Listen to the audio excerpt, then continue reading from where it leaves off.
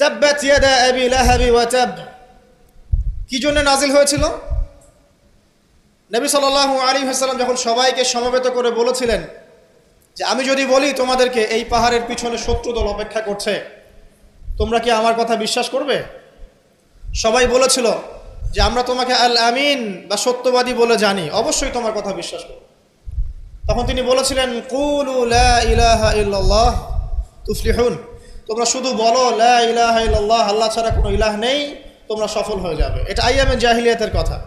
আবু লাহাব তালি দিয়েছিল, হাত দিয়ে তালি দিয়েছিল এবং ঢিল নিক্ষেপ করেছিল, নবী সাল্লাল্লাহু আলাইহি ওয়াসাল্লামকে কষ্ট দিয়েছিল।